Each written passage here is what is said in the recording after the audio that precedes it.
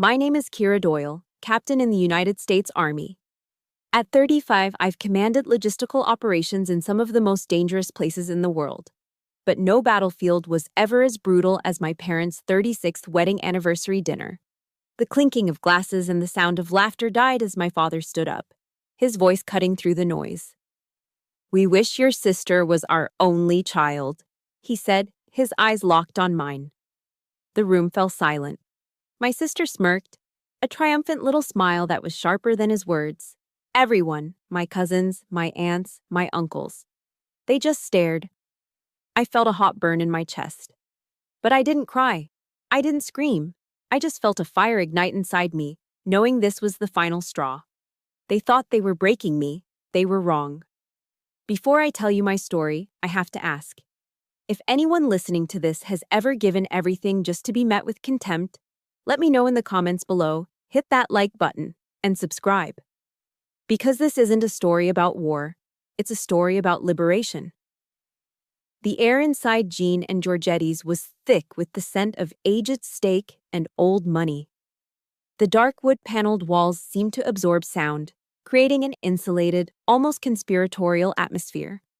It was the kind of classic Chicago steakhouse where deals were brokered over porterhouses and family dynasties celebrated milestones with expensive bottles of Cabernet Sauvignon. Tonight, it was my parents, Philip and Carol Doyle, and their 36th anniversary.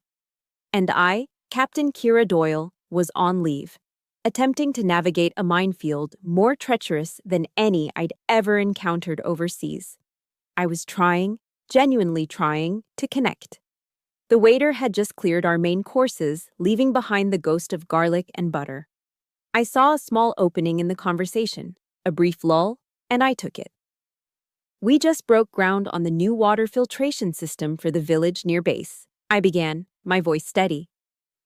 "It's a simple logistical challenge, but it's going to provide clean drinking water for over 3,000 people. The gratitude from the locals, it's..." My words trailed off into nothing. They evaporated like steam in the warm dining room. Because my sister, Nora, chose that exact moment to laugh, a tinkling theatrical sound that drew every eye at the table. She placed her perfectly manicured hand on my uncle's arm. "Oh, speaking of making a splash," she announced, her voice dripping with practiced charm. "We just landed the new campaign for the Viridian luxury watch line. Their tagline is, 'Elegance is timeless.' Isn't that just perfect?" Instantly, the table erupted. Questions flew at her from all directions. "Nora, that's incredible. How did you swing that? Viridian? Their watches are a fortune." My mother, Carol, beamed, her eyes shining with a pride I hadn't seen directed at me since I won a state-level science fair in 10th grade. My father nodded slowly, a deep, satisfied look on his face. My project? The clean water, the 3,000 lives. It was forgotten. I wasn't just ignored, it was as if I had never spoken at all. I was a ghost in my own family's uniform. I took a slow sip of my water, the ice cubes clinking softly against the glass. Acknowledging the situation was the first step. I was invisible. The dessert menus arrived, leather-bound and heavy. As a soldier, I'm conditioned to address problems, to secure the perimeter. Our family's old military surplus store on the outskirts of Chicago was a vulnerability, a constant source of financial strain. With a sense of duty, I made my second attempt of the evening.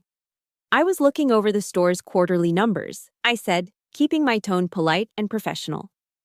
"If we reroute the supply chain for the vintage jackets through the distributor I found in Tennessee, we could increase the profit margin by at least 15%. I didn't even finish the sentence. Nora let out an exaggerated sigh. "Kira, darling," she said, patting my hand condescendingly. "Not everyone wants to talk about logistics at a party. It's so boring." Her word was the signal flare. The ambush was sprung. My uncle Mark chuckled. "Yeah, Kira, leave the business to people who actually know how to run one." A cousin chimed in. "Honestly, who even buys that old army junk anymore?" Each comment was a carefully aimed shot. I felt my defenses solidifying, the emotional armor I'd spent years building sliding into place. I scanned the faces around the table.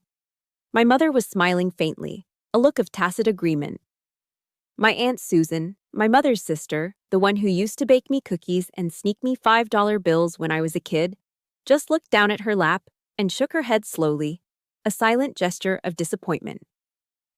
Not at them, at me, as if my very presence, my very nature, was the source of this awkwardness. That was when my father, Philip, pushed his chair back and stood up. The room fell completely silent. The only sound was the distant clatter of dishes from the kitchen. For a stupid, hopeful split second, I thought he was going to defend me. A flicker of a little girl's hope that her dad would finally step in and say, "Enough." It was a fatal miscalculation. He stood there, a man I barely recognized, his face a mask of cold resentment. He didn't look at the family. He looked directly at me. His eyes were like chips of ice. He raised his glass, not in a toast, but like a judge passing a sentence. "On our 36th anniversary," he began, his voice dangerously low and steady, "Carol and I have been reflecting, and we've come to a realization." He paused, letting the weight of the silence press down on all of us. I held my breath. My heart was a frantic drum against my ribs. "We wish your sister was our only child." The words hit me with the force of a physical blow. Time didn't just slow down, it shattered. In the fragments of that moment, I saw everything with terrifying clarity. Nora's lips curling into a smug, victorious smile. My mother's quiet, assenting nod. The 23 pairs of eyes, cousins, uncles, aunts, all staring, a mixture of pity, curiosity, and morbid fascination. No one objected. No one looked away in shame. They were all witnesses. And their silence was their consent. A white-hot fire ignited in my chest, burning away the shock, burning away the pain, leaving behind something hard and pure. It was rage, but a cold, disciplined rage. I was no longer Kira, the daughter, the sister, the niece. I was Captain Doyle, compromised and behind enemy lines. My training took over. Mission objective, self-preservation. Acknowledge. The attack was direct, overt, and devastating. Assess. The position is untenable. All surrounding forces are hostile. Staying here means annihilation. Act. Tactical withdrawal is the only option. Slowly, deliberately, I placed my napkin on the table. I stood up, my posture erect, my spine straight. I could feel every eye on me, but I met none of them. My gaze was fixed on the exit sign at the far end of the restaurant. "Happy anniversary," I said. My voice was calm, level, betraying none of the war raging inside me. Then I turned my back on them all and walked away. The whispers started before I had even taken 5 steps, a hiss of static that no longer mattered. I had left the battlefield. The long, exhausting, and undeclared mission of protecting this family, of earning my place in it, was officially over. It was a failure, and it was the most liberating failure of my life. The walk out of Jean and Georgetti's was a blur. The biting Chicago wind felt like a slap in the face, a harsh welcome back to reality. I don't remember the cab ride, only the anonymous sterility of the hotel room near O'Hare Airport. It was a place for people in transit, a space with no past and no future, which felt fitting. The sharp burn in my chest from dinner had subsided, replaced by a hollow, ringing emptiness. I wasn't grieving the family I'd lost tonight. I was beginning to realize I was grieving a family that had never existed in the first place. Sleep was impossible. My mind, trained for after-action reports and threat analysis, refused to shut down. So, I did what I was trained to do. I began my assessment. I pulled my rugged military-grade laptop from my duffel bag and connected the external hard drive, a silver rectangle containing 20 years of digitized family history. I wasn't looking for comfort. I was looking for evidence. Folder by folder, year by year, I clicked through the archives of my own life, and a disturbing pattern began to emerge. It was subtle at first, then undeniable. Christmas, 1998. Nora is front and center, holding up a doll, her smile radiant, capturing all the light in the room. I'm in the background, slightly out of focus, clearing wrapping paper from the floor. Nora's high school graduation, 2008. She's flanked by my beaming parents, her diploma held high like a trophy. I'm on the far edge of the frame, half cut off, my own graduation gown looking plain next to her custom-tailored dress. A family vacation to Disney World. Nora is posing with Cinderella. Nora is laughing on Space Mountain. Nora is hugging Mickey Mouse. I found only one picture of myself from that entire trip. I was holding everyone's coats and bags while they went on a ride. It was all there, in pixelated clarity. In the official, curated history of the Doyle family, Nora was the star. I wasn't a supporting character, I was stage crew. I wasn't a family member, I was support staff. My role was to be useful, to facilitate Nora's spotlight, to be the sensible, responsible one so she could be the brilliant, dazzling one. The realization landed not with a crash, but with a quiet, sickening thud in the pit of my stomach. Then, a darker memory surfaced. It came to me with the chilling clarity of a recently declassified document. For the last 10 years, ever since I made captain, I'd had an automatic transfer set up, $500 every month, sent from my account to my parents to help keep the surplus store afloat. I never mentioned it. It was my duty. You support your unit. That's the code. I remembered a visit home about 3 years ago. I was in the kitchen making coffee when I overheard my mother on the phone in the living room talking to her friend Diane. Her voice was full of manufactured pride. "Oh, the store is finally turning a corner," she'd said. "It's all thanks to Nora, really. She has these brilliant marketing ideas, you know? And she's been supporting us financially, too. She's just so generous with her success." I froze, the coffee pot halfway to my mug. Supporting us financially? Nora had never sent them a dime. Her idea of marketing was posting a selfie in front of the store once a year. My $500 a month, my skipped meals on deployment, my old, worn-out running shoes I never replaced. That money hadn't just been unacknowledged. It had been stolen. The credit for my sacrifice had been transferred to Nora's ledger. My history hadn't just been ignored, it had been actively rewritten, my contribution erased and replaced with her name. My mind, now in full investigative mode, dredged up another piece of evidence. Christmas, when I was 16. I had worked a grueling part-time job at a hardware store all year, saving every dollar I could. My dad had been eyeing a specific model of a Bulova watch for months, talking about it constantly. It was classic, military style, perfect for him. It cost me almost everything I had, but the thought of his face when he opened it kept me going. On Christmas morning, I proudly gave him the box. He opened it, looked at the watch, and gave me a polite, thin smile. "Thank you, Kira. This is very practical." Moments later, Nora presented her gift. A clumsy, abstract painting she'd made in art class, full of messy colors. My dad's face lit up. He held it up for everyone to see. "Now this," he declared, his voice thick with emotion. "This is from the heart." He wore the watch once. It's probably still sitting in the back of his sock drawer. But that painting? It was professionally framed and hung in the most prominent spot in the living room, a monument to true affection. Later that day, my mother tried to explain it to me. "Kira, your gift was very thoughtful," she'd said, as if consoling me. "But Nora's gift is about feeling. It's personal." I learned the wrong lesson that day. I learned that my tangible, hard-earned effort was worth less than a shallow, sentimental gesture. I learned that my love, expressed through action and sacrifice, was inferior to a performance of love. In the bottom of a digital shoebox labeled MISC, I found one small file I'd forgotten about.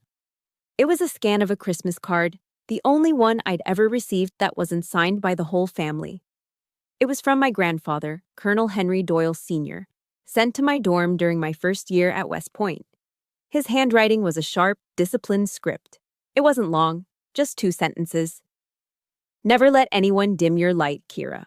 I see it, even when they don't." A single, hot tear finally escaped and traced a path down my cheek. It wasn't a tear of sadness. It was a tear of gratitude for that one voice, that one person who had seen the real me. I closed the photo file. I didn't need to see any more. The evidence was overwhelming. Maya Angelou's words echoed in my mind. When someone shows you who they are, believe them the first time. I had been shown who my family was for 35 years. I just hadn't been willing to believe it. This wasn't a series of isolated incidents or misunderstandings. This was a decades-long psychological campaign designed to uphold a specific family doctrine. Nora was the asset. I was the instrument. I shut the laptop. The click was loud and final in the silent hotel room. The hollow ache in my chest was gone. In its place was a core of ice-cold resolve. I finally understood my mission. It wasn't to win their approval or fight for their recognition. My mission was to liberate myself from the enemy. The sun rose over the tarmac at O'Hare, casting long, cold shadows across the runway. Inside Terminal 3, the morning rush was beginning, a river of travelers, each lost in their own world of departures and arrivals. I sat at my gate, my flight back to base scheduled to board in an hour. But I wasn't scrolling through news feeds or checking social media. My phone was in my hand, but it wasn't a tool for distraction. It was a weapon. I remembered something General Ann Dunwoody, the first female four-star general in the U.S. Army, once said in an interview, "Leadership is about solving problems." For years, I had been trying to solve the problem of my family by absorbing the damage, by being better, by giving more. I finally understood. That wasn't leadership. That was enabling. The real problem wasn't my inadequacy. It was their parasitic dependence. And it was time for this leader to solve her biggest problem. My thumb moved with practiced precision across the screen. First objective, cut financial supply lines. I opened my banking app, navigated to bill pay, then automatic transfers. There it was. Doyle Surplus, LLC, $500. A transfer that had executed without fail on the first of every month for the last 120 months. A quiet monument to my loyalty. With 3 steady taps, select, cancel transfer, confirm. A decade of one-sided sacrifice vanished into the digital ether. Each tap felt like a chain link breaking. Second objective, cut intellectual and strategic support. I opened the shared family cloud storage account. There was the folder I'd created, DS Business Development. Inside were years of my work, done in my spare time, on weekends, during long nights on deployment, spreadsheets forecasting sales, contact lists for new suppliers, a comprehensive logistics plan to modernize their inventory system. I selected the entire folder. My thumb hovered over the trash can icon. There was no hesitation. Delete. Confirm delete permanently. The information was gone. The crutch was kicked out from under them. The final step was communication. A good commander informs their troops of a change in mission. I opened our family group chat, a space usually filled with Nora's selfies and my mother's inspirational quotes. I ignored the unread messages from last night. I didn't engage in emotion. I didn't offer explanations. I issued a field report. My thumbs typed out the message in a crisp, military format. Notice. Effective 800 hours today, all financial and consultative support for Doyle's Surplus is terminated. Over and out. I hit send. Then, without reading any replies, I went into the group settings and muted all notifications. Permanently. I knew a storm was coming, but by the time it made landfall, I'd be at 30,000 feet, flying high above the turbulence. The flight was smooth. For the first time in as long as I could remember, I didn't spend the time worrying about my family. I didn't draft emails or crunch numbers for their store. I read a book. I watched the clouds drift by. I felt light. When I landed and switched my phone off airplane mode, the predictable chaos erupted. A barrage of notifications flooded my screen. 19 missed calls, 37 text messages. I let them sit for a moment, observing the enemy's frantic response from a safe distance. I opened my voicemail first. My father's voice was a low growl, distorted by rage. "What in the hell do you think you're doing? You call me back right now, Kira. You hear me? Right now." Delete. Next, a tearful pleading message from my mother. "Kira, honey, please, what have we done? You have to understand, your father was just upset. This store is everything we have. How could you be so selfish? You're destroying this family. The classic guilt trip maneuver, predictable, delete. Then I opened the text messages. Most were variations of the same panicked pleas from aunts and cousins. But then I saw the one from Nora. It wasn't pleading. It was a declaration of war. Think you're so tough, Captain? Playing the victim and running away. You just made the biggest mistake of your life. I'm going to make sure everyone sees you for the cold, heartless monster you really are. I read the message twice. A cold chill, different from the Chicago wind, crept over me. This wasn't just a family squabble anymore. Nora was threatening my reputation, the very foundation of my career and my identity. This was an escalation. Later that evening, I sat on the edge of my bed in my Spartan, orderly room on base. The crisp hospital corners of my perfectly made bed, the neatly arranged books on my shelf, the polished boots on the floor. It was a world of logic and order, a sanctuary from the emotional chaos I'd left behind. The frantic buzzing of my phone had finally stopped. The silence was profound. For the first time, the quiet didn't feel lonely. It felt like peace. It was the calm after a necessary amputation. The limb was diseased, and I had finally found the courage to cut it off to save the rest of me. I had taken the first step. I had established a boundary. I knew this war wasn't over. Nora's text was proof of that, but as I looked at my own reflection in the darkened window, I didn't see a rejected daughter. I saw an officer who had successfully completed the first phase of a critical mission. I felt a surge of strength, a feeling of rightness that settled deep in my bones. And I have to stop and ask you, the listener, if you've ever had that moment where you finally said, no more, and drew a line in the sand. If you know that feeling of terrifying, beautiful peace that comes right after, support this mission by hitting that like button. And in the comments, just type one word, boundary. Because that one word is where all our power begins. The battle was far from won. But for the first time, I was fighting for the right objective, myself. The days following what I now called the Chicago incident were quiet, too quiet. I threw myself into my work, coordinating supply shipments and managing personnel with a relentless focus. I was building walls, brick by emotional brick, creating a fortress of professional competence where no one could touch me. But Nora's threatening text message lingered in the back of my mind, a dormant threat waiting to activate. I was on high alert, isolated in my own self-imposed command center. The first crack in my fortress came from Lieutenant Kathleen Riley. Kat. We'd been through officer candidate school together, and she knew me better than almost anyone. She was sharp, funny, and had a radar for emotional bullshit that could detect a lie from a mile away. She'd noticed the change in me, the clipped responses in meetings, the extra hours I was putting in at the office. But she didn't push. She observed. One afternoon, after a grueling 3-hour field training exercise under the blistering sun, I was sitting alone on the tailgate of a Humvee, staring into the distance. My muscles ached, but the exhaustion in my soul was deeper. Kat walked over, her face smudged with dirt and sweat. She didn't say a word. She just opened 2 ice-cold bottles of water, handed one to me, and sat down beside me. We sat in silence for a full minute, the only sound being the distant pop, pop, pop of a firing range.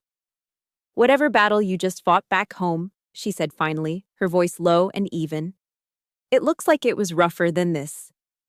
She took a long drink of water. I don't need the details, Kira. I just need you to know, I've got your 6. I've got your 6. In the civilian world, it means I've got your back. In the military, it's a sacred vow. It means I will cover the most vulnerable angle. I will stand between you and whatever is coming. It was a simple sentence, but it pierced through my armor like a high-velocity round. I didn't realize how much I needed to hear it until I did. I gave her a small, grateful nod, unable to speak past the lump forming in my throat. For the first time in days, I felt a single brick loosen in the wall around me. That night, a small, unexpected package was waiting for me on my bunk. Inside was a Tupperware container filled with homemade chocolate chip cookies, the gooey, barely held together kind, and a short, handwritten note on official Army stationery. Mental logistics, it read. Signed, a concerned subordinate, P.S. My mom's recipe. Don't tell anyone. It was from Kat. It was the most effective supply drop I'd ever received. The second ally appeared in the most unlikely of places, a project planning meeting. Brian Vance was a civilian engineer, a brilliant guy with kind eyes and a laugh that was a little too loud for a conference room. He was contracted to help us overhaul the base's power grid. He knew nothing about military protocol, which I found refreshing. He just saw people. One day, a critical shipment of transformers was mistakenly rerouted to the wrong coast. It was a logistical nightmare that could have delayed our project by months. Panic was brewing. I spent 20 minutes on the phone, calm and methodical, speaking a language of shipping manifests, carrier codes, and rerouting protocols. I cross-referenced 3 different systems, found a U.S. Air Force transport plane with available cargo space leaving from a nearby base, and got our shipment remanifested and airborne in under an hour. After the call, I looked up to see Brian staring at me from across the room, a look of genuine awe on his face. "That was incredible," he said, shaking his head slightly. "The way you just handled that. It was like watching a conductor lead an orchestra through a storm. All these chaotic parts, and you just made them work." His compliment landed squarely on the part of me my family had always dismissed as boring. He saw my skills not as a quirky character flaw, but as a talent. He saw the music in my logistics. It was a simple observation from an outsider, but it validated my worth in a way my own family never had. The final reinforcement came from my true commander-in-chief, my grandfather. I scheduled a video call with him in Florida, intending it to be a quick wellness check. But Colonel Henry Doyle Sr. could read a situation report in a person's eyes. "You look tired, Captain," he said, his voice a familiar, comforting gravel over the laptop speakers. "And not the good kind of tired after a day's hard work. This is different." I tried to brush it off, but he held up a hand. "Kira," he said, his tone shifting from grandfather to colonel. "Listen to me. A soldier's first duty is to the mission. But sometimes the most important mission is protecting your own flank. You don't fight to the last man for a piece of ground that has no strategic value. You don't sacrifice yourself for a losing cause." He leaned closer to the camera, his eyes locking with mine. He gave me permission. Permission to stop fighting a war I was never meant to win. Kat's loyalty, Brian's admiration, my grandfather's wisdom. They were building a new kind of fortress around me, not of walls, but of support. And it was just in time, because the enemy was about to launch a new offensive. That evening, Kat sent me a text. "You need to see this." It was a link to Nora's Facebook page. My sister had written a long, beautifully tragic post. It was a masterpiece of passive aggression. She never mentioned my name, but she didn't have to. She wrote about the quiet heartbreak of families torn apart by careers that demand a certain kind of coldness. She spun a vague but compelling tale about a family member struggling with the emotional toll of their service, who had suddenly and cruelly cut off their loving family during a time of need. She hinted at PTSD. She talked about praying for their healing. It was brilliant, it was vicious, and it was working. The comments section was a flood of sympathy. "Oh, Nora, I'm so sorry you're going through this. Sending prayers to your family. It's so sad when our heroes lose their way." I stared at the screen, my blood running cold. Nora hadn't just declared war. She had taken the battlefield public. She was using my uniform, my service, my very identity as a weapon against me. The warmth I had felt from my new allies was still there, but now it was fueling a different kind of fire. Silence was no longer a strategy. It was surrender. I needed a counter-offensive. Nora's first Facebook post was just the opening salvo.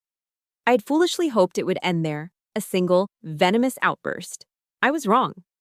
My sister, the PR director, was launching a full-scale psychological warfare campaign, and I was target number 1.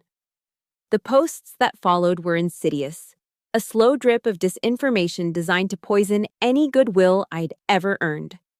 A few days after the first post, a picture appeared. It was an old family photo from a Thanksgiving years ago. Everyone was smiling, gathered around a perfectly roasted turkey. The caption read, Throwback to when we were all whole. Cherish these moments, you never know when they'll be your last. Family, over everything. It was just vague enough to be deniable, but its meaning was crystal clear. Then came the articles. Nora started sharing links from reputable sources, Psychology Today, the Veterans Affairs website, about the hidden struggles of military personnel. The invisible wounds, understanding PTSD in our veterans. How service can create emotional distance. She would add a simple, heartfelt comment like, "So important to support our troops, not just on the battlefield, but when they come home too." She was building a narrative, brick by insidious brick. Kira isn't cruel, she's damaged. She isn't a monster, she's a victim of her own profession. It was a strategy designed to make her look compassionate while painting me as unstable and mentally compromised. The poison began to seep into the soil of my life. The comments section on her posts became a public tribunal where I was being tried in absentia. Old family friends, people who had known me since I was a child, chimed in. "My heart breaks for the Doyle family," one wrote. Another added, "Poor Nora, having to be the strong one and carry it all." I was no longer Kira Doyle. I was a cautionary tale, a faceless soldier who had lost her humanity somewhere overseas. My uniform, the symbol of my dedication and honor, was being twisted into a shroud. My service, the thing I was most proud of, was being used as evidence of my brokenness. Every scroll of the screen felt like a fresh insult, a new layer of dirt being shoveled onto my name. Then, the attack escalated from the digital world to the real one. My phone rang one afternoon. It was a number from an aunt I hadn't spoken to in years, my father's cousin, Linda. I answered, expecting a cautious, fact-finding inquiry. Instead, I was met with a torrent of accusations. "I can't believe you, Kira," she started, her voice shaking with self-righteous anger. "After everything your parents have done for you, to just abandon them, to abandon Nora when she's clearly trying so hard to hold everything together, that uniform has turned you into an ungrateful, heartless monster." I stood there, speechless, listening to this woman who knew nothing about the truth passed judgment on me. I didn't defend myself. I didn't argue. I just said, "Thank you for your call, Linda," and hung up. That night, I learned that my parents had become active combatants in Nora's war. They weren't posting online. It wasn't their style. Their method was more traditional, more intimate. They were on the phone, calling every relative and family friend in their address book.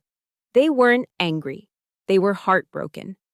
They painted a tragic picture of a daughter who, poisoned by her success and a cold military career, had turned her back on the family that loved her.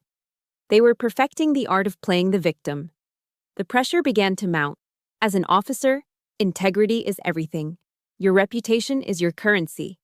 Even a baseless accusation can leave a permanent stain. I felt the walls closing in, the weight of their collective narrative pressing down on me. I was being buried alive under an avalanche of lies. That night, sleep was a foreign country I couldn't visit. I paced the floor of my small room, the path from my bed to my window becoming a well-worn track of anxiety. My mind raced through counteroffensives. I could fight fire with fire. I could post my own story. I could upload screenshots of the bank transfers, expose every lie, detail every injustice. But the moment I imagined doing it, a wave of disgust washed over me. That was Nora's game. A messy public war of words, played out for an audience of strangers. It was a battle fought in the mud, and even if I won, I'd still be covered in it. Sun Tzu's words from The Art of War, a book we studied religiously at West Point, echoed in my head.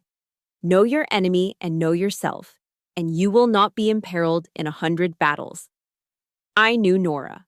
Her entire existence was fueled by public perception and drama. The social media battlefield was her home turf. Fighting her there would be playing right into her hands. But I also knew myself. I'm a strategist. I'm disciplined. My strength lies in logic, in facts, in executing a plan with precision. I wouldn't engage in her skirmish. I would redefine the entire theater of war. I needed to bypass her front lines and strike directly at the enemy's command and control center. I needed an action so decisive, so irrefutable, that it would render her entire social media campaign irrelevant. I needed a weapon with more firepower than a Facebook post. I stopped pacing. A sudden, chilling calm settled over me. I knew what I had to do. I picked up my phone, my fingers steady. I didn't open Facebook. I didn't open my text messages. I opened a flight booking app. My thumbs moved quickly. Departure: Fayetteville, NC. Arrival: Tampa, Florida. The mission parameters were clear. It was time to report to my commanding officer. It was time to present the facts to Colonel Henry Doyle. I was in the back of an Uber, heading towards the airport, watching the gray landscape of Fayetteville blur past my window. My duffel bag was on the seat beside me. My flight confirmation was on my phone. My objective was clear. I was focused, running through the talking points for my meeting with my grandfather like a pre-mission brief. That's when my phone buzzed, a jarring intrusion into my strategic calm. It wasn't a text. It was an incoming group video call. The screen showed 3 names: Mom, Dad, Nora. My first instinct, the old instinct, was to decline, to avoid. But a memory surfaced, the voice of a drill sergeant from my basic training days. When you're in an ambush, you don't stand still. You don't hide, you move, you counterattack, and you create your own exit. This was an ambush, and I was done hiding. I took a deep breath, straightened my back, and pressed the green button. Their faces flickered onto my screen, a miserable triptych of anger and exhaustion. They looked like they'd been up all night, plotting. They thought their smear campaign, their coordinated phone calls, had been enough to soften the target. They thought I was calling to surrender. My mother started, her voice a practiced, theatrical sob. "Kira? Oh, thank God. Kira, how could you do this to us, to this family? Everyone is saying such terrible things about us." I didn't let her seize the narrative. I didn't let her play the victim. I launched my counterattack immediately, my voice as cold and hard as polished steel. "Terrible things?" I asked, my eyes fixed on her through the small screen. "Let's define terrible things, shall we? Would that include a father announcing to a room full of people that he wishes his own daughter had never been born?" My father flinched, his eyes widening in shock. I didn't stop. My gaze shifted to my mother. Or perhaps a mother who stands by and silently agrees with him.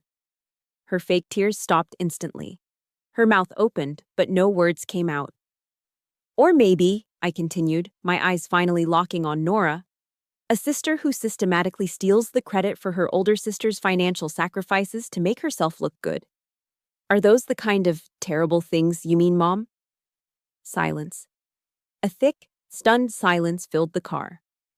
For the first time in their lives, they were being confronted with the unvarnished, ugly truth of their own actions. There was no emotional camouflage to hide behind, no room to deflect or deny. I had just laid the facts out on the table, like crime scene photos. Nora recovered first, her default defense mechanism kicking in. She sneered, her face twisting with rage. "You're just jealous. You've always been jealous of me." I almost laughed. The accusation was so predictable, so pathetically small. I looked straight at her, my voice dropping to a low, analytical tone, as if I were evaluating a failed piece of equipment. "Jealous? I think I used to be. I was jealous of the attention you got so easily. But I'm not anymore. Because I've seen the price of that attention, it's turned you into a liar. A manipulative, shallow fraud. Your entire identity is built on what other people think of you." I paused, letting the words sink in. Then I addressed all 3 of them. "Let me be perfectly clear. I don't need your approval. I don't need your money. And I certainly don't need your twisted version of love anymore."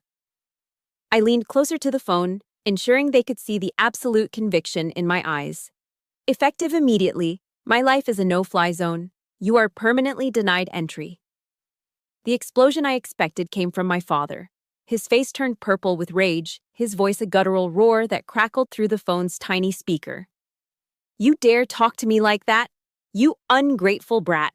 You are no longer a part of this family. Do you hear me? You are out." And then, the most amazing thing happened. As he spat out the words that were meant to be my ultimate punishment, the final rejection, I felt a smile spread across my face. It wasn't a smirk. It wasn't a bitter grin. It was a genuine smile of pure, unadulterated relief. The heaviest burden I had ever carried had just been lifted from my shoulders by the very people who had placed it there. "Thank you, Dad," I said, and my voice was light, free. That is precisely my objective. I didn't wait for a response. I didn't give them the satisfaction of a final word. My thumb moved to the red button on the screen, and I ended the call. The silence that followed was the most profound I had ever known. It was the silence of a battlefield after the war has finally ended. One by one, I completed the mission. Open contacts, find Dad. Block number, find Mom. Block number, find Nora. Block number. Open group chat, leave conversation, delete conversation. The psychological battlefield was cleared. The enemy's lines of communication were severed. The mission was complete. I leaned my head back against the seat and looked out the window. The sky was a brilliant, clear blue. I was moving forward. It was the hardest conversation of my life, but it was also the moment I truly got my life back. And I want to know if this resonates with you, if you have ever had to have that one final liberating conversation, or if you're still waiting for the courage to have it. Show your support for this act of liberation by hitting the like button. In the comments below, just write 2 words: no-fly zone. Let's create a community that understands the power of that declaration. Now, it was time to report to my high command. Flying south from North Carolina to Florida felt like crossing into a different country. I left behind the gray skies and entered a world saturated with color, the impossibly blue sky, the vibrant green of the palm trees. When I drove my rental car into the villages, the sheer scale of the retirement community was astounding. It was a sprawling, immaculate world of golf courses, town squares, and perfectly manicured lawns. But my grandfather's house was my true destination. It was more than a home. It was a fortress of honor. From the outside, it was a modest, clean-lined villa like any other. But the moment I stepped inside, I was in his world. The air was different here, calm, orderly, smelling faintly of lemon polish and old books. There was no clutter. Every object had a purpose. On the wall of his study, meticulously arranged in glass cases, were the artifacts of a life of service: medals, commendation ribbons, a folded American flag from a command post in Germany, photographs of him with generals whose names I'd only read in history books. This was the legacy my father had turned his back on, the legacy I'd always strived to live up to. Colonel Henry Doyle Sr. was 80 years old, but he stood as straight as any 20-year-old private. He greeted me at the door not with frail arms, but with a solid, enveloping hug that spoke of strength, not sentimentality. He pulled back, his clear blue eyes scanning my face, taking in the fatigue and the stress I couldn't hide. He didn't waste time with small talk. "Situation report, Captain," he said, his voice a low, steady baritone. It wasn't a question. It was an order. We sat in his study, in 2 matching leather armchairs. I didn't cry. I didn't raise my voice. I didn't embellish. As he had commanded, I gave my report.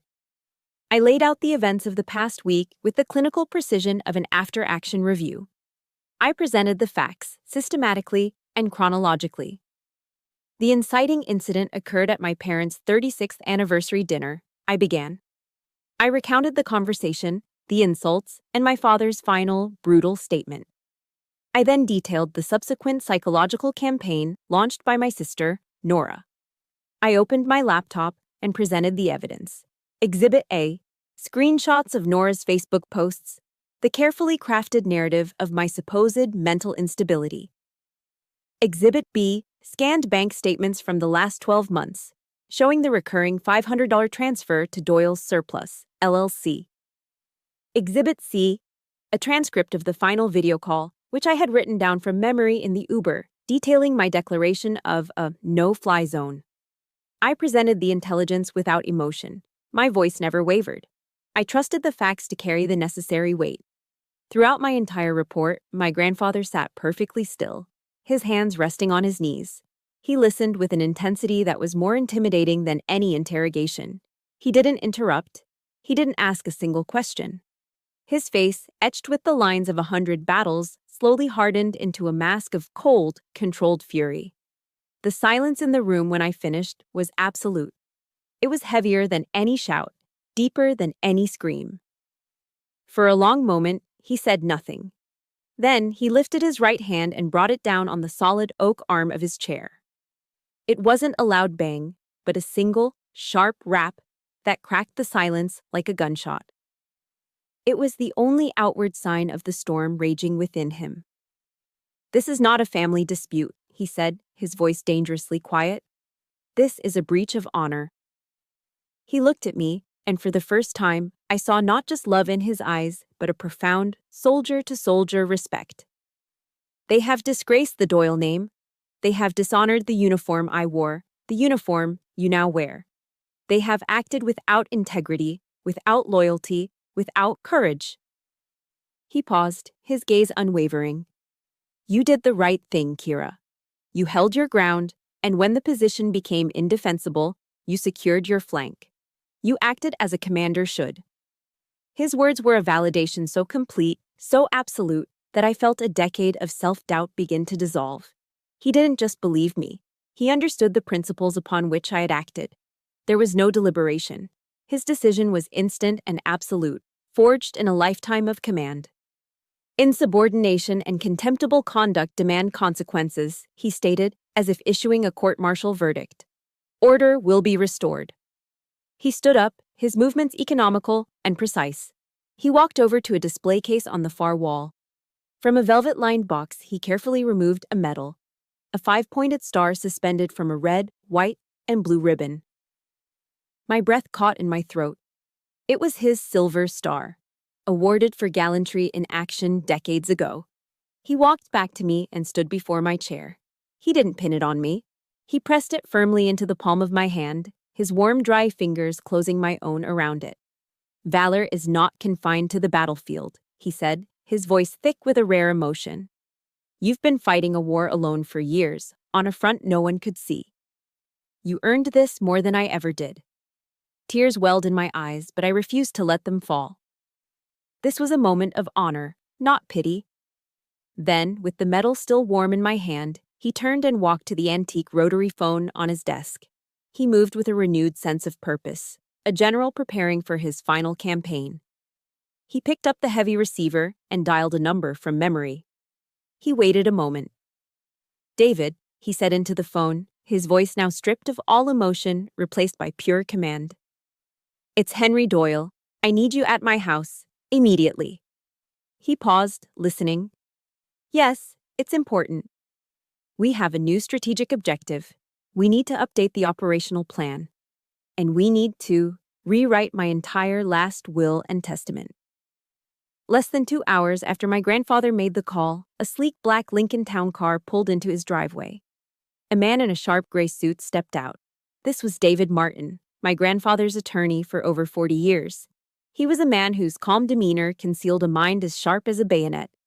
He shook my hand, his grip firm, and his eyes held a look not of pity, but of profound understanding. He already knew this wasn't a social call. My grandfather convened the meeting in his study. The three of us sat around his large mahogany desk, the room filled with the quiet dignity of military history. It didn't feel like a legal meeting. It felt like a council of war. I was technically a witness, but I felt like I was watching a force of nature about to be unleashed. My grandfather, the colonel, did not waste time on preamble. He got straight to the point, his voice ringing with the clarity of a bugle call. "David," he began, "I am invoking the full revocable terms of my living trust. I want to make immediate and significant changes to my last will and testament." David simply nodded, opened his briefcase, and took out a legal pad. "I'm listening, Henry." "First," my grandfather declared, his voice cold and devoid of any sentiment, "I want the following names struck from the document entirely. Remove my son, Philip Doyle. Remove my daughter-in-law, Carol Doyle. And remove my granddaughter, Nora Doyle." They are to be disinherited, completely and irrevocably. I gasped. A quiet, involuntary intake of breath. I knew he was angry, but I had never imagined this. The sheer, absolute finality of his words hung in the air. This wasn't just a punishment, it was an erasure. David's pen scratched across the paper. He didn't even blink. Understood. The primary beneficiaries are removed. Who is the new sole beneficiary? My grandfather turned his gaze to me. My entire estate, all assets, real estate properties, investment portfolios, and the contents of the Doyle Family Trust Fund, is to be transferred upon my death to my granddaughter, Captain Kira Doyle. The room seemed to tilt. The words didn't make sense. Estate? Trust fund? I had always assumed my grandfather was comfortable, but I had no idea of the scale. My head was spinning. This wasn't what I had come here for. I opened my mouth to protest, to say that I didn't want or need his money, but he raised a single finger, silencing me. With one binding condition, he continued, looking back at his lawyer. A significant portion of the estate's liquid assets will be used to establish a new charitable foundation. It will be named the Eleanor Doyle Valor Fund, in honor of my late wife. Eleanor, my grandmother. A kind, strong woman who had passed away when I was a child. David looked up from his notes. And the fund's mission? My grandfather's eyes gleamed with a strategic brilliance that sent a shiver down my spine. Its mission will be to provide scholarships and business grants to female military veterans. It will be managed by a board of directors with Captain Kira Doyle appointed as its first lifetime chairperson. I finally understood. This wasn't about rewarding me with money. It was about redefining a legacy. He was taking the Doyle family name, which my father and sister had tarnished with their selfishness and greed, and forging it into something new, a symbol of service, honor, and valor. He was entrusting that legacy, the true Doyle legacy, to me. He wasn't just giving me his wealth, he was giving me his purpose. Tears welled in my eyes, hot and sudden. But for the first time in my life, they weren't tears of pain or humiliation. They were tears of overwhelming, crushing gratitude. David Martin, ever the professional, drafted the codicil, the legal amendment, to the will right there on his laptop. He read it aloud, the legal jargon a stark, powerful poem of dispossession and transference. Two of my grandfather's neighbors, both fellow veterans, were called in to act as official witnesses. I watched as my grandfather signed the document, his signature a bold, unwavering script. Then, the witnesses signed. Finally, David affixed his notary seal with a firm, satisfying thud. It was done. The entire dynastic and financial structure of my family had been dismantled and rebuilt in under an hour. After the witnesses and David had left, my grandfather stood by the window, looking out at the setting Florida sun. General Patton had a saying, he said quietly. A good plan, violently executed now, is better than a perfect plan next week. He turned to me, a sly, tactical glint in his eye. Now for the execution. A victory is meaningless if the enemy doesn't know they've been defeated. He walked to his phone, but he didn't call my father. He dialed the number of a distant cousin in Chicago, a woman known throughout the family for her inability to keep a secret. He put the call on speakerphone. Hello, Margaret. It's your cousin Henry down in Florida, he began, his voice warm and folksy. He made small talk for a minute, asking about her children, her health. Then he delivered the payload. Listen, the reason I'm calling, he said, injecting a note of feigned reluctance into his voice, is that my lawyer was just here and we've made some rather significant changes to my will. I've decided to make my granddaughter Kira my sole heir and the head of a new veterans charity I'm setting up.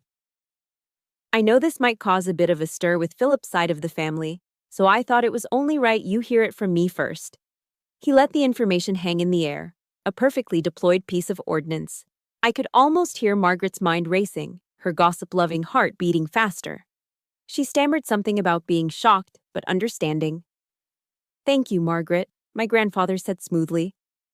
I knew I could count on you to be discreet. He hung up the phone and looked at me, a slow, satisfied smile spreading across his face. Operation Thunderbolt is a go, he announced. The bomb has been dropped. Now, we wait for the shockwave to hit Chicago. My grandfather and I didn't have to wait long for the shockwave. The news of the revised will, delivered so strategically by Cousin Margaret, ripped through the family grapevine like a wildfire. I didn't seek out the information. It found me. It came not as a direct assault, but as scattered pieces of intelligence from neutral territories, a text from a well-meaning cousin, an email from an old family friend. From my quiet outpost in Florida, I watched the fallout in Chicago unfold like a battle damage assessment report. The first casualty was the store. Doyle's surplus. It had been the crumbling symbol of my family's pride for 2 generations. As it turned out, its foundation wasn't built on nostalgia. It was built on credit. The store's suppliers and the bank holding its business loan had been patient for years, operating under the quiet assumption of my grandfather's eventual and substantial inheritance. The moment the word got out that Philip Doyle was no longer the heir, that patience evaporated. The creditors called in their debts, all at once. Without my monthly financial support, without my logistical plans, and without the safety net of my grandfather's fortune, my parents were exposed. They couldn't pay. The store that had been their whole world was seized, its contents inventoried, and a for sale sign was hammered into the dusty front lawn. The legacy they valued above their own daughter had been liquidated to cover the costs of their poor judgment. It had all turned to smoke. The second casualty was Nora. Her entire career, her entire social standing, was built on a carefully constructed facade of effortless success and familial devotion. When the true story came out, not from me, but from the furious, gossiping network of our own family, that facade shattered. Relatives who had offered her sympathy on Facebook now understood the context. They knew about the 10 years of my secret financial support. They knew about the dinner. They knew she had lied, that she had stolen my sacrifice and worn it as her own achievement. The narrative she had so expertly crafted online collapsed. The comments of sympathy dried up, replaced by a telling silence. She was no longer the tragic heroine, she was a pariah. A few of her key clients in the PR world, businesses that lived and died by their public image, quietly terminated their contracts. You can't sell authenticity when you have none of your own. The currency she valued most, the admiration of others, had been devalued to nothing. I received one final communication from each of them. A week after the news broke, an email from Nora appeared in my inbox. My finger hovered over the delete button, but I decided to open it. It wasn't threatening. It wasn't angry. It was, in its own way, far more pathetic. Kira, it began, I know things are complicated, but you have everything now. Grandpa's money, his approval, it's more than anyone needs. Can't you just share a little of it to help us get back on our feet? We're still family, after all. I read the words, and I felt nothing. No anger, no pity, just a profound sense of distance. She still didn't get it. She never would. She thought the issue was about the distribution of money, not the bankruptcy of her character. We're still family. The phrase, once a source of obligation and pain, was now utterly meaningless. I pressed delete. A few days later, a voicemail arrived from an unknown number. I listened. It was my mother. Her voice was raw, stripped of all its performative drama, leaving only a desperate, ragged panic. She was sobbing. Kira, it's me. They're taking the house. The store is gone. Philip, your father. He doesn't get out of bed. Everyone is looking at us, saying we're failures. We were wrong, Kira. We were so wrong. Please, please come home. Please just help us. Save us. Save us. The 2 words that had defined my role in the family for 35 years. For a moment, a ghost of the old obligation stirred within me, but it was just a phantom. I listened to the message to the end, then calmly deleted it. It wasn't an act of hatred. It was an act of survival. My role as the family savior was a position I had been honorably discharged from. To go back would be to willingly re-enlist in my own destruction. Forgiveness, I was learning, didn't mean reconciliation. It meant releasing myself from the burden of their future. That evening, I was back on base. I sat by the window in my room, looking out at the disciplined lines of the barracks and the distant figures of soldiers running drills on the parade ground. Order, structure, purpose. I didn't feel the triumphant joy of a victor. I didn't feel the bitter satisfaction of revenge. I felt a vast, quiet emptiness. I had won. But winning a war always comes at a cost. The cost for me was the final, flickering ember of an illusion. The illusion that I had a family to go back to. My grandfather was my family, yes. But the core unit I had spent my life trying to belong to was now just a crater, a wasteland of their own making. I remembered a verse from Psalms my grandfather liked to quote, from a small Bible he kept on his desk. For the wicked shall be cut off, but those who wait for the Lord shall inherit the land. I finally understood it. It wasn't a promise of heavenly reward. It was a statement of natural consequences. Their world, built on a foundation of lies and entitlement, had collapsed under its own weight. My world, built on discipline and service, remained. From the ashes of that illusion, I saw something new taking shape. It was a chance not to fix what was broken, but to build something entirely new. Something real. Something that would last. Something worthy of the name Doyle.